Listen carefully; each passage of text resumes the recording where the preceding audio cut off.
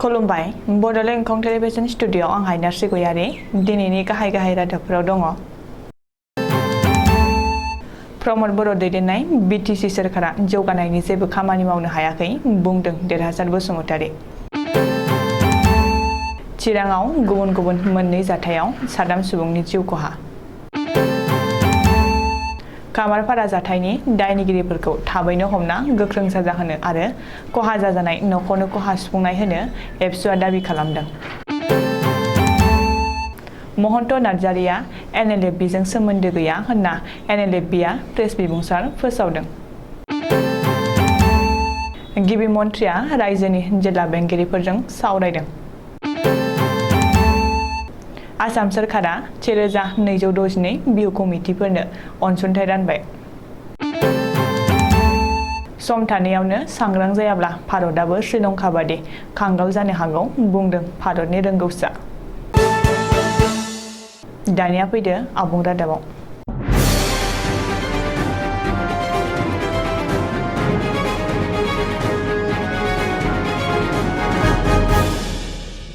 BTC एसेम्ब्लिनि हेंथा दोलोनि दैदेनगिरि देरहासार बसुमतारीया मंगलबारखालि क'क्राझाराव खौरांगिरि मेल खुंनानै बुंदों दि आथिखालाव प्रमद बर' दैदेननाय बिटिसि सोरखारा रायजो राजानि थाखाय जौगानायनि जेबो खामानि मावनो हायाखै। मानो होनोब्ला समबारखालि बिटिसि एसेम्ब्लिनि रां बावजा जथुमाव हेंथा दोलोनि सोंनाय फिननायाव पिडब्लिउडि बिफानखौ नायोबा सिएम प्रमद बर'आ गावनो मुंसाइ होनानै रोखायै फोरमायदों। सुलुङाव फोरमायनाय बादिब्ला देरहासार बसुमतारीया सोंदोंमोन दि आथिखालाव बिटिसिआव बेसेबां गोलाव पाक्का लामा दं आरो बेसेबां गोदान लामा बानायखो बेखौ सोंदोंमोन। अब्ला सोंनायनि फिननायाव मिथिहोदोंमोन दि दासिम बिटिसिआव 4,464.605 किल'मिटार पाक्का लामा दं। बेनि गेजेराव थांनाय 2020-21 आरो 2021-22 राङारि बोसोराव फैगौ 5 किल'मिटार गोदान पाक्का लामा बानाय जादों।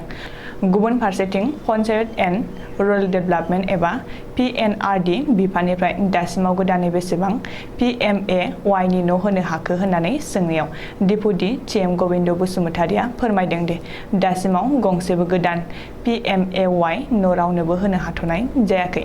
बेफोर गासैबो बाथ्राखौ बुंनानै हेंथा दोलोनि दोलो दैदेनगिरि देरहासार बसुमतारीया प्रमद बर' सोरखारखौ गोख्रोङै सोंखारिदों।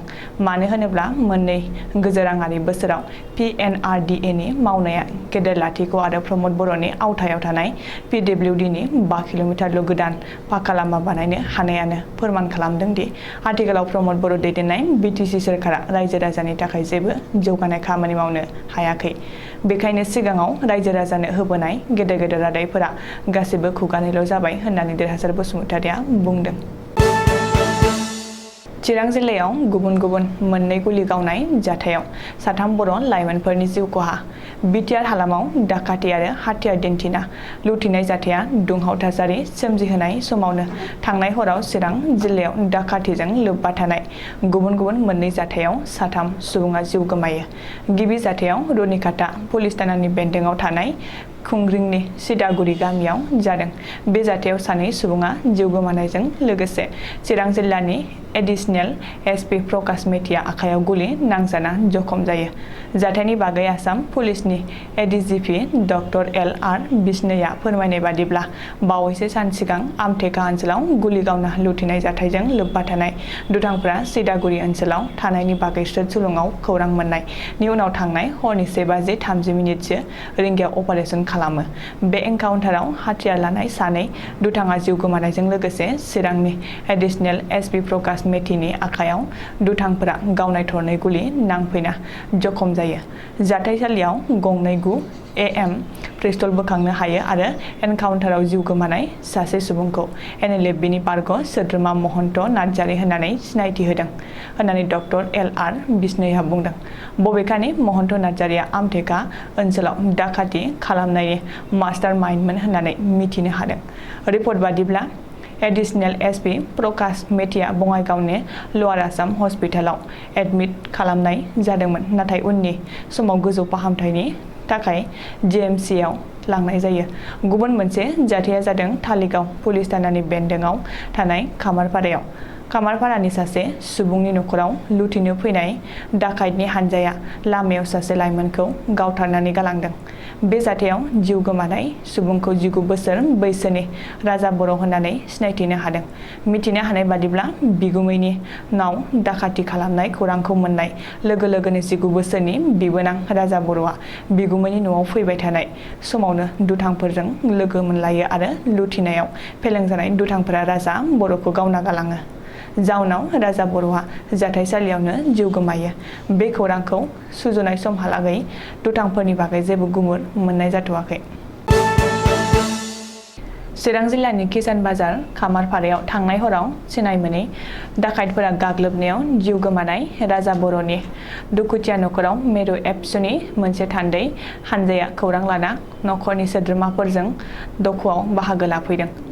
मिथिनो हानाय बादिब्ला आफादगिरि दिपेन बर'नि दैदेननायाव गाहाय नेहाथारि खनेन्द्र बसुमतारी, लोगो सोलोंथाइ नेहाथारि रमिय कुमार बसुमतारी, लोगो थुनलाइगिरि नेहाथारि मनिराम बरगयारीजों लोगोसे चिरां जिल्ला एबसुनि दैदेनगिरिफ्रा दिनै राजा बर'नि दुखुथिया न'खराव खौरां लाहैयो।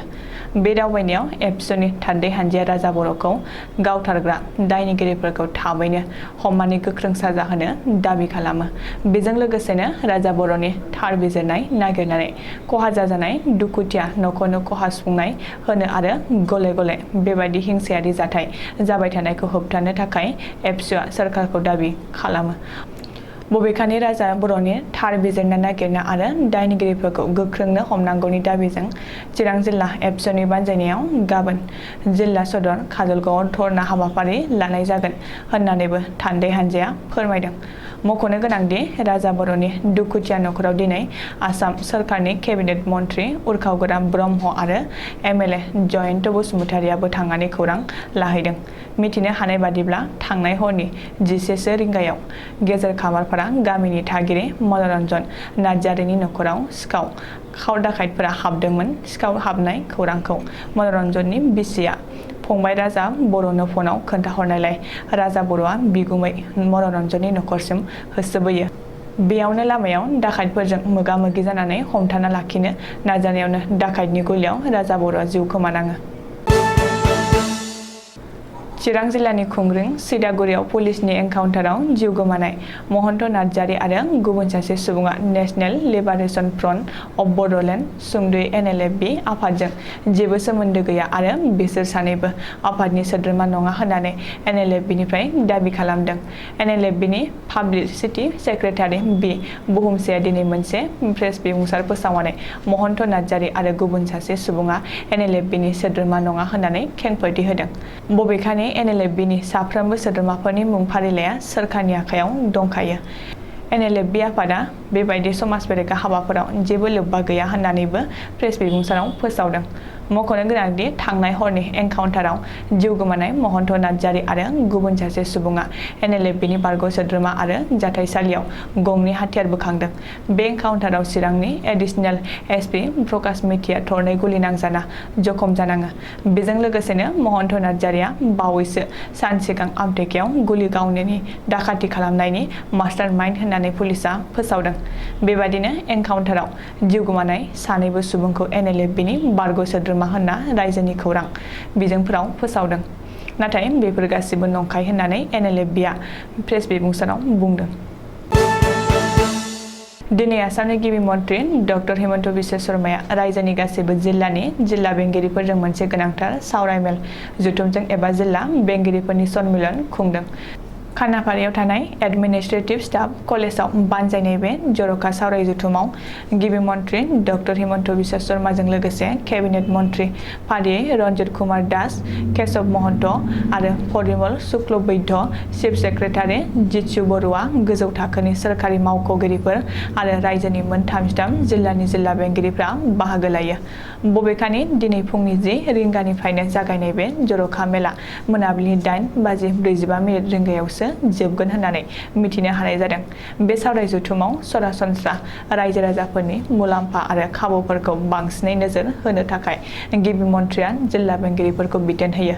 जिल्ला खुंथाय आरो रायजो राजाफोरनि गेजेराव मोनसे मोजां सोमोन्दो सोरजिनानै गावबा गाव जिल्लायाव जिल्ला दिबस फालिनो थाखायबो गिबि मन्थ्रिया बिथोन होदों। मख'नो गोनांदि बेनि सिगां गिबि मन्थ्रि डक्टर हिमन्त बिश्व शर्माया रायजोनि गासैबो एसपि आरो गंफ्रोमबो पुलिस थानानि असिफोरजों सावरायदोंमोन। गिबि मन्थ्रि डक्टर हिमन्त बिश्व शर्माया फोसावनाय बायदियै आसाम सोरखारा गुबुन गुबुन बिहु कमिटि एबा बैसागु कमिटिफोरनो अनसुंथाइ रानबाय। थांनाय 10 बोसोरनिफ्रायनो बैसागनि 7 खालारनि गेजेराव बैसागो फोरबो खुंग्रा गुबुन गुबुन 1262 बैसागु कमिटिफोरनो समबारखालि गुवाहाटी शंकरदेव कलाक्षेत्रआव खुंनाय हाबाफारिनि गेजेरजों रायजो सोरखारनिफ्राय 1,50,000 रां अनसुंथाइ होनाय जायो। गिबि मन्थ्रि डक्टर हिमन्त बिश्व शर्माया हाबाफारियाव बाहागो लाना गावनि आखाइजोंनो बिहु कमिटिफोरनो 1,50,000 रांनि चेक गथायो। हाबाफारियाव मन्थ्रि बिमल बर'आबो बाहागो लायो। भारत रत्न भुपेन हाजरिकानि मेथाइनि गेजेरजों गिबि मन्थ्रि डक्टर शर्माया बुंदों दि बिहु कमिटिफोरा आलासि बरायनायाव लादु फिथा बाहायनो नांगोन, बैसागुआव मेसिनजों दानाय गामसा बाहायनो मोननाय नङा।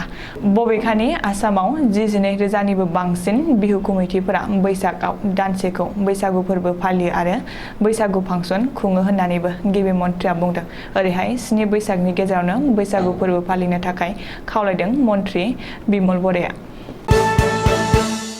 गोदान दिल्लीयाव समबारखालि गाहाय मन्थ्रि नरेन्द्र मदिजों भारतनि गोजौ सारिनि माखासे रोंगौसा आईएएस अफिसारफोरा मोनसे रेभिनिउ मेल बाहागो लानानै 4 घन्टा सम सावरायनायाव गाहाय मन्थ्रि नरेन्द्र मदिखौ माखासे सुबुरुन होदों। बे सुबुरुनानो जादों आथिखालाव सम थाखानायावनो भारतआ सांग्रां जाखायाब्ला श्रीलंकायाव नुजानाय आंखाल एबा निखावरि जाबोनाय बादिनो बे जेंनाया भारतआवबो फैनो हागौ। मानो होनोब्ला आथिखालाव भारतनि राजनैतिकआव बिसायख'थिनि इनजुरखौ बारलांनो थाखाय गोबां ओरैनो होगारनाय असनि एबा स्किमफोर दंसोगारो। भारतनि ब्युरोक्रेटफोरा बेफोर गासिबोखौबो नोजोर होगासिनो दङ। बे रेभिनिउ मेलाव गुबैयै तेलेंगाना, अन्ध्र प्रदेश, पान्जाब, दिल्ली, सोनाब बंग आरो आसामनि मुङा बेरखांदों। मानो होनोब्ला आथिखालाव रायजो सोरखारा गावबा गावनि राजनैतिक मुलाम्फानि थाखाय गोदान गोदान आसनि एबा स्किमफोरखौ फोसावलागासिनो दङ। मोनसे समाव बेफोर बैफोर बायदि रायजोफोरखौ रांखान्थि बिथिङाव नोरजिया खालामनानै श्रीलंका आरो पाकिस्तान बायदि खांगाल खालामहैनो हागौ।